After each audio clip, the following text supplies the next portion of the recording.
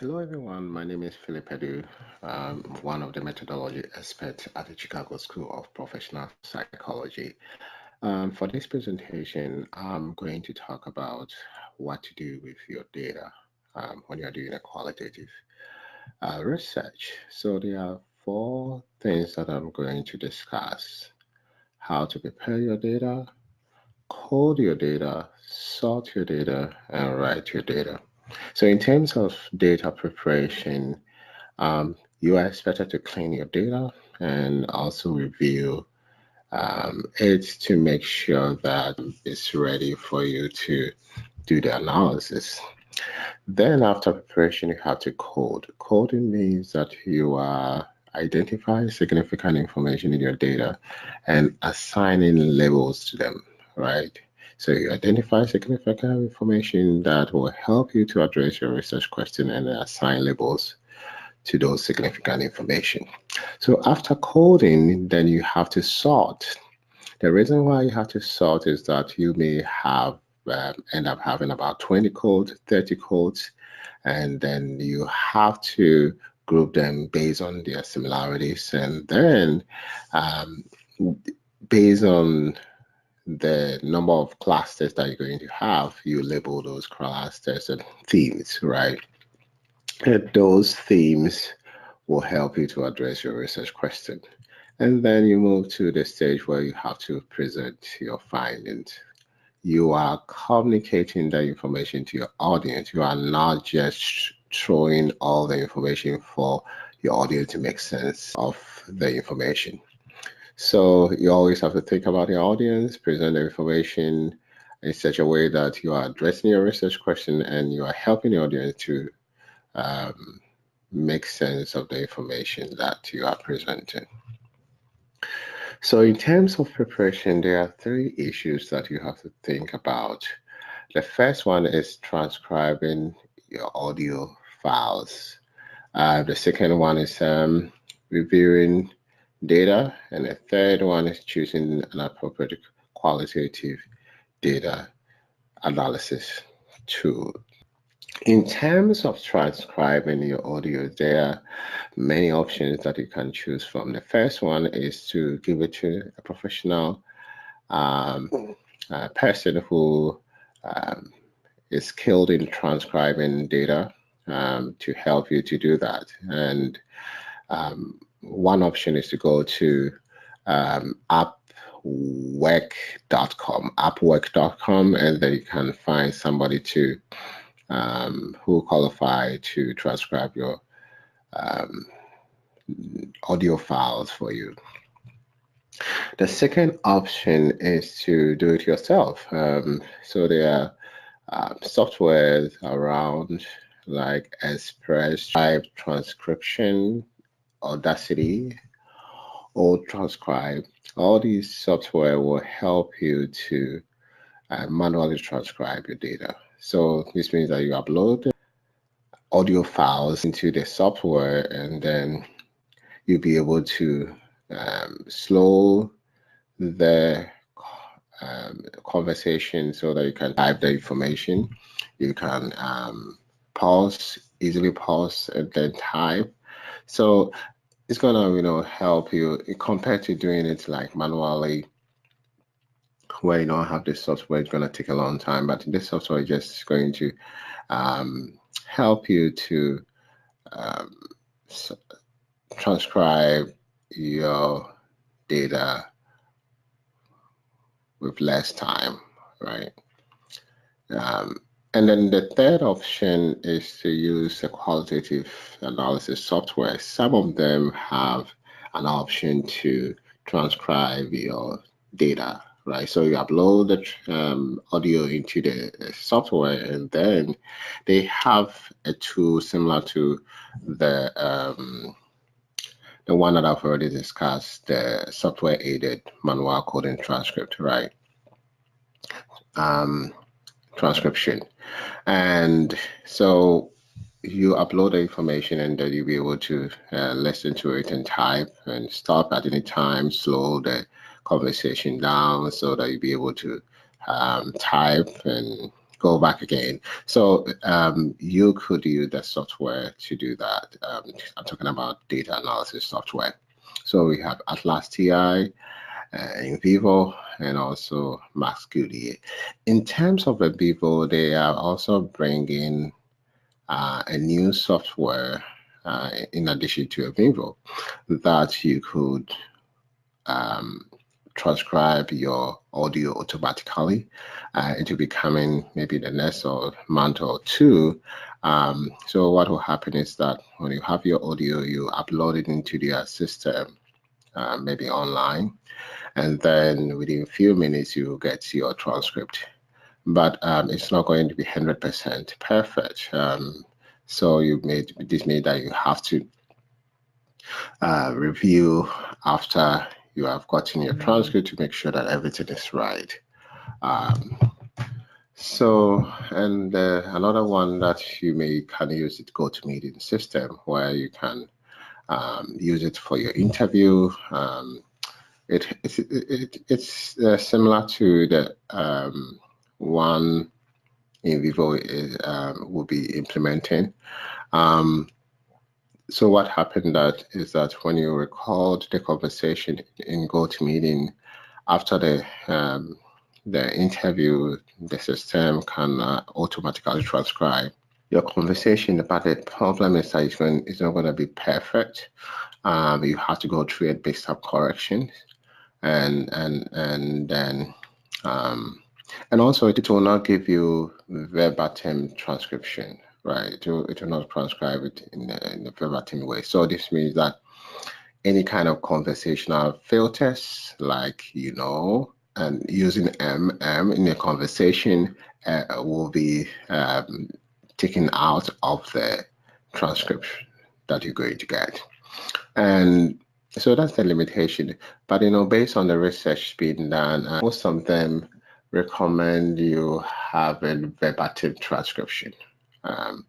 So the reason being that you'll be able to get a big picture of what participant was saying. Sometimes conversational filters could help you to better understand what your participant. So just this is the thing that you have to think about when you are transcribing your data.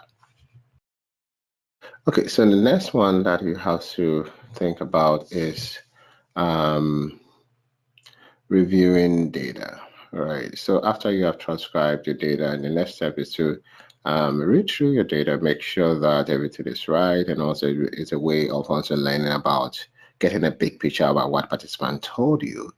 It's also a way of reflecting of what you are reading and documenting the information. So you can write memos. I recommend that you should write a memo. The reason being that there are a lot of great information that comes into mind when you are going through the transcript, and you don't want to lose that information. You want to document it and to be useful for you when you are coding, when you are categorizing, and also presenting the findings. So I always recommend that students or researchers can document your reflection as they go through the data. The next one that you have to think about when you're going through the data is ask yourself whether there are rich information in your data to help you to address your research question, right? Assessing the possibility of the data, addressing the research question, or meeting the purpose of the study. It's very important for you to think about that. You call it a data, and interview participants, and you just want to make sure that the information that you have is will help you to address your research question, right? So the last one that you have to think about is protecting participant information. So there's another thing that is very important. Participant sacrifice give you rich information. You also have to make sure that you are protecting their information. You go through the data, take out any identifiable information that will put participant at risk, or it will adversely affect the confidentiality of participants before you transport or upload your data into maybe a software to analyze. So another way is to assign labels to participant transcript. So you can, if you have 10 participants, you can say P1, P2, P3 until you get to P10, labeling them having participant ID will be very good. You can also think about maybe giving them fake names too. But I highly recommend you just trying to label them, giving them IDs. I think that would be better. So the next one of data preparation is to choose an appropriate qualitative data to analysis tool. So there are two questions that you have to ask yourself. The first one is, what do I need to do at the data analysis stage? What do you have to do? The reason why you have to ask this question is you don't want to just choose a tool and analyze your data. You also have to think about specific steps, data analysis step that you want to take, and see whether any existing tool will help you to carry out those steps. So based on your research approach that you are using, whether it's phenomenological approach, whether it's interpretative phenomenological analysis, narrative, or whether it's ethnography, case study, there are specific data analysis steps that you could follow that have been recommended by previous researchers or experts in the field. So you just have to find out and then think about, okay, based on these steps, what tool will help me to carry out these the steps? And then another question that you have to address is, what data analysis tool will help me to meet my data analysis goal? So what is your goal, right? It's a goal to develop codes and create demographic variables, connect them demographic variables into demographic information to the code or the data that you have. Are you thinking about counting the number of significant information that is assigned to a specific code, or the number of participants that is assigned to a specific code? So code counts the number of significant information that are assigned to a specific code, and then code cases are the number of participants assigned to a specific code. So, and also, are you planning to create memos and also categorize your data, visualize your data, your outcome, and also export your outcome? So these are the checklists that you have to think about that could help you to make a good decision concerning the data analysis tool that you want to use. Another thing that you have to think about is the tool user-friendly, easy to, does it have any easy to follow instructions, and is it affordable? Do you have a free trial? Are you going to use less time to analyze your data using the software? And customer service responsiveness. So when you ask them a question, because you contact them, do they respond immediately, and do they address your research question, the question that you have? So these are the things that you have to ask yourself, and so that you can choose that appropriate tool. So you can analyze your data manually.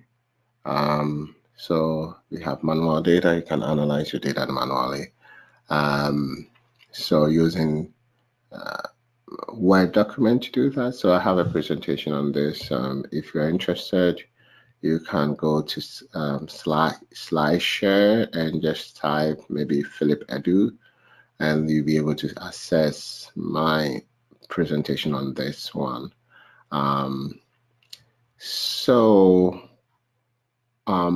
For the manual coding, you have to have small amount of data, right? If you have a large amount of data, I would not recommend doing it manually. It's going to take a longer time. So, and the next tool that you could consider is Atlas here. It's very user friendly. To get the full function of the software, you have to download the software into your computer for you to use. They have an online version, which is a cloud version, but it's limited in terms of the functions, and they have also a mobile app in iPad version, which is also limited. So you know, if you want to do a very intensive analysis, then I will recommend you using the full function version, where you download their software onto your computer, and then you can do your analysis. For Deduce, it's web-based, so this means that you don't have to download anything into your computer. You can just go to their website and log on, and then you can, upload your transcript and start the analysis. And the positive thing about this software is that you can use any computer. You just have to have internet connection. You can use it anywhere because your information is in the cloud. After analyzing the data, you can even download your project and save it on your computer, and you can upload it if you want. So that's an option that you can also do. Another interesting function here is that you can quantify your significant information.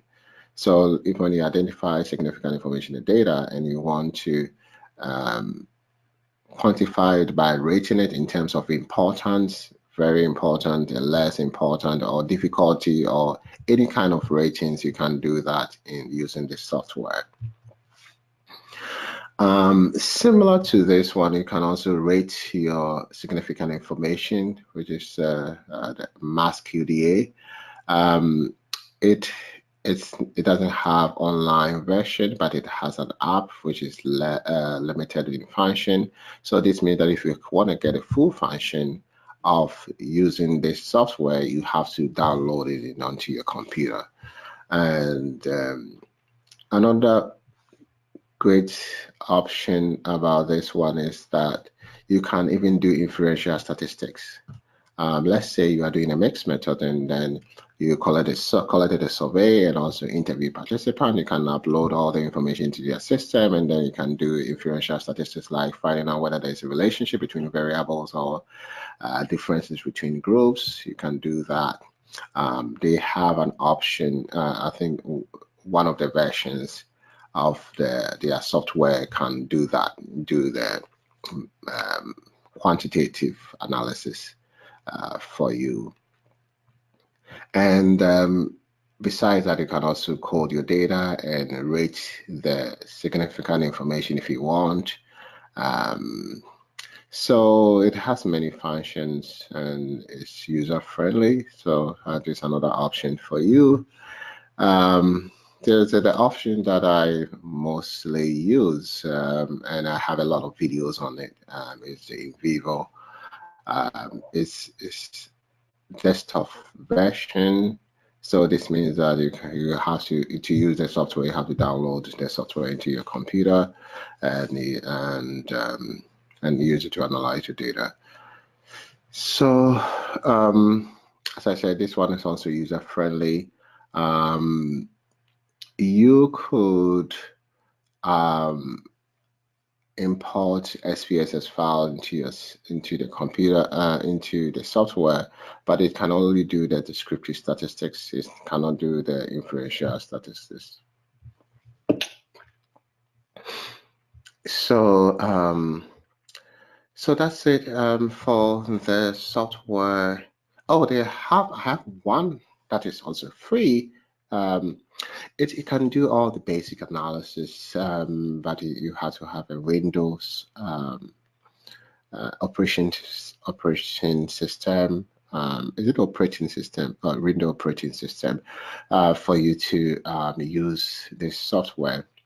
If you have Mac computer, you may have to download other software into your computer before you can use this um, version. So this QDA Miner Lite is free software. You can do all your analysis, basic qualitative analysis. And the good thing is that, if you are new to qualitative, using a qualitative software, you can start using this one just to get some kind of skills and in using it.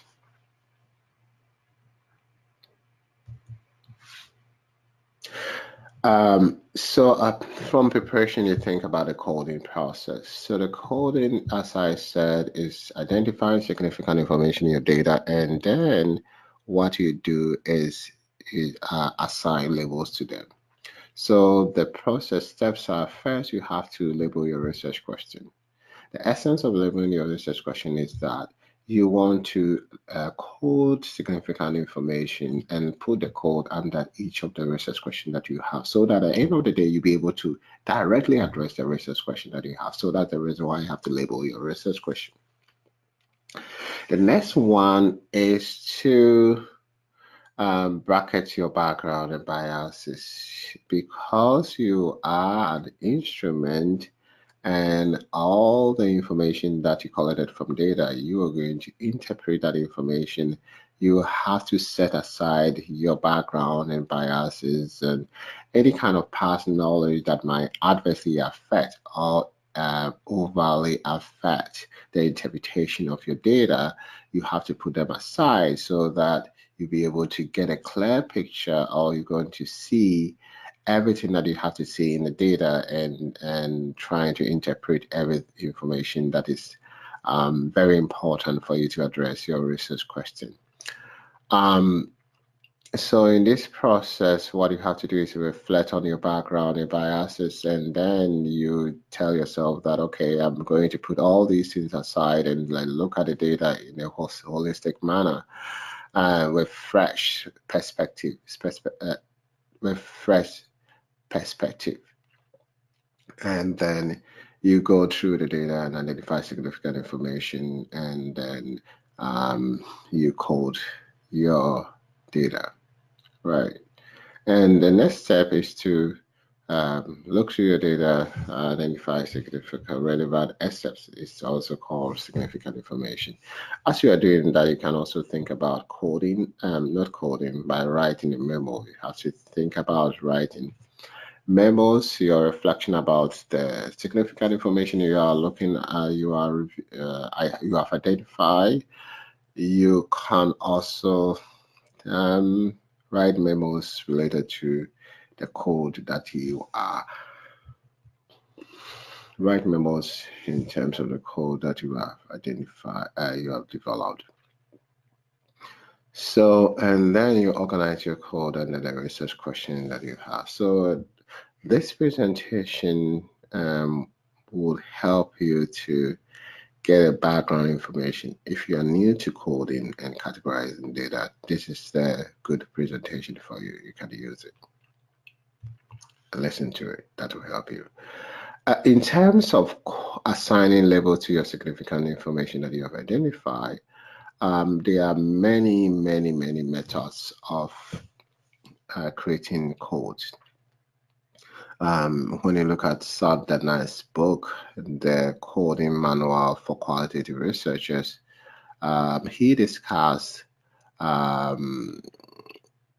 about 32 coding strategies that you could use. And so you can go through and identify one of them or one or two of them that will help you to label your significant information. So you have attribute coding, emotion coding, where you want to if your research question is focusing on the capturing the emotions of participants, you can use emotion coding. In vivo coding is where you code their own words, right? The words that they use that you think will help you to represent the significant information that you have identified. You can use their own words to code. We have value coding, we have narrative coding, we have descriptive coding. Evaluation coding is where when you you want them to, maybe participants have been given a program, or they were part of a treatment or a training program or any kind of program, and they want them to talk about their reaction to the program, right? What are their thoughts concerning the program, their attitude, and any kind of want them to share the experience with you. You can use evaluation coding. We can also use magnitude coding if you want to assess the intensity, frequency, and direction of a code. So let's say you want to talk about the maybe level of motivation of participants. So in terms of level of motivation, based on the code, if it's related to motivation, then you think about, is it a high motivation, moderate motivation, or low motivation, right? So you can rate your significant information that you got from the data. Process coding is where you capture observable experience. Let's say observable experience or behavior or an action. So if, let's say, you want to capture participant experience of loneliness, right? You could use process coding. And also the last one is teaming data. So this is where you look at, you identify significant information, you look at the meaning of that significant information, and then you'll be able to come up with a phrase to represent that information that you have. So after coding, you sort. Sorting means that you are grouping codes based on the shared relationship, right?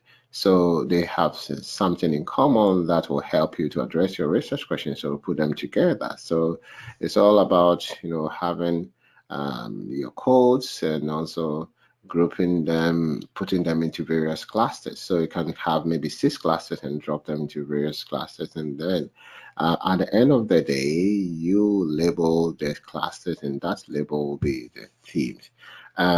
If you want more information, you can listen to my presentation on using sorting strategy in qualitative analysis. I think that would be helpful to you. The last one is presenting your findings, and presenting your findings means you are responsible of helping your audience to better understand what you found. Not only that, how you analyze your data. So you start the process by presenting an overview of your presentation. So the overview starts with reminding your audience about the purpose of the study and telling them about what they should expect in your presentation, right? And then you talk about participant characteristics, their background, any kind of demographic information that you think is going to be useful for for your audience to better understand what the findings are in terms of the agenda, maybe educational background, income, and other things that you think is very important for your audience to know. The next one is data analysis process. Participants were not, readers were not there as well when you were collecting data from participants, when you were analyzing. So it's your responsibility for you to show them how you analyze your data so that it will increase the credibility of your finding, and also future researchers can also follow the steps that you did and also analyze the data that they have.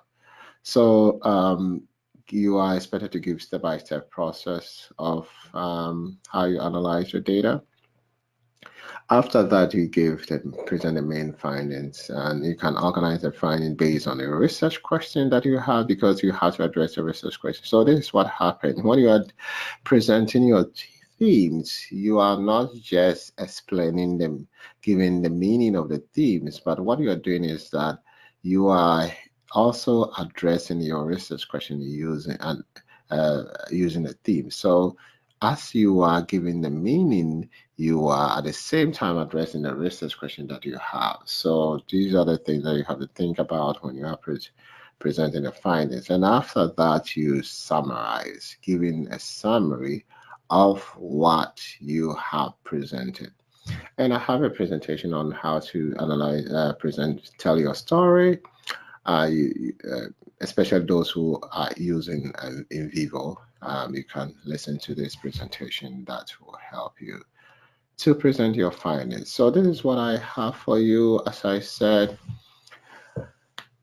making sense of your data, or the action that you have to take in order to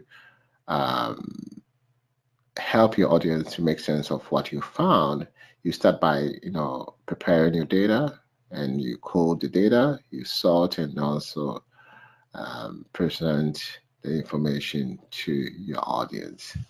So these are the 4 steps that you have to take when you have a qualitative data. Thank you for your time. So these are my contact information. So if you want to get a lot of resources on qualitative analysis or qualitative research or even mixed methods, I have a lot of resources in SlideShare. So when you go to SlideShare and you type my name, Philip Edu, you'll be able to have access to a lot of presentations. And you can also follow me on Twitter at Dr. Philip Edu. You can also email me if you want further information or clarification. So thank you for your time.